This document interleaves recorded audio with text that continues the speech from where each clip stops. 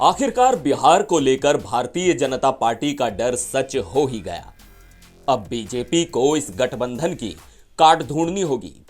नीतीश कुमार ने राज्य में एक ऐसा चक्रव्यूह बना दिया है जिसे पार करने के लिए बीजेपी को नए हथियार तलाशने होंगे।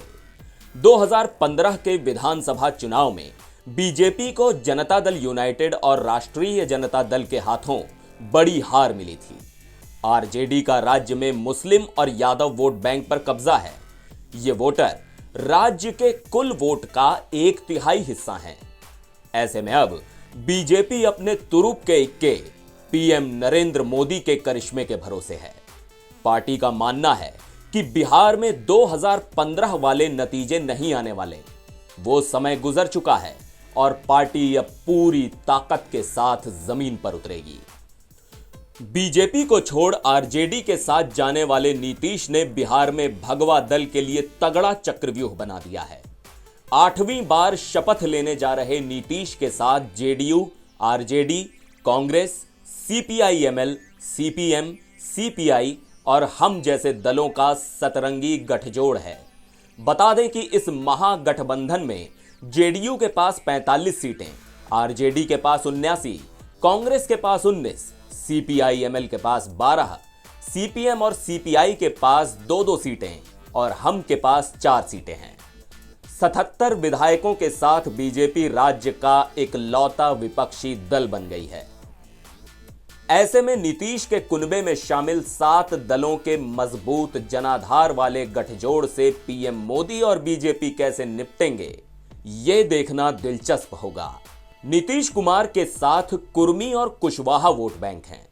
इसके अलावा अति पिछड़ी जातियों का समर्थन भी जेडीयू को मिलता रहा है। ऐसे में बीजेपी के लिए आने वाले वक्त में कई चुनौतियां होंगी।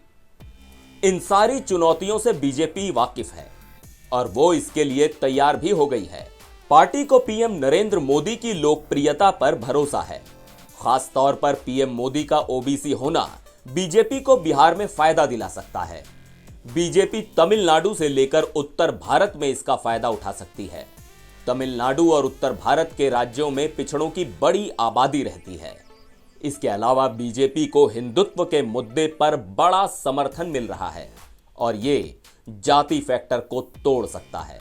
बीजेपी के एक नेता ने कहा कि 2024 में क्या होगा ये कहना तो बेहद मुश्किल है, क्योंकि आम चुनाव होने में अभी 2 साल का वक्त है। लेकिन यह तो तय है कि 2015 जैसा कुछ नहीं होने वाला। उन्होंने कहा कि लालू यादव और नीतीश ने 7 साल पहले 2015 में यह सफलता हासिल की थी। यह चुनाव सवर्ण बनाम पिछड़े का मुद्दा बनाकर लड़ा गया था। जब जेडीयू और आरजेडी ने अलग अलग चुनाव लड़ा था, तब बीजेपी ने बड़ी सफलता हासिल की थी। नीतीश कुमार के आरजेडी के साथ सरकार बनाने के बाद अब बीजेपी राज्य में इकलौती विपक्षी पार्टी बन गई है। पार्टी के नेता इस मौके को खुद को मजबूत बनाने के तौर पर इस्तेमाल करने की बात कर रहे हैं। यही नहीं, पार्टी नीतीश के खिलाफ नाराजगी को भी भुनाने की कोशिश करेगी, जैसा कि आरजेडी ने विपक्ष में रहते हुए भुनाने की कोशिश की थी।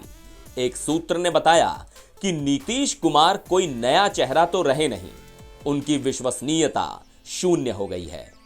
एनबीटी ऑनलाइन की रिपोर्ट।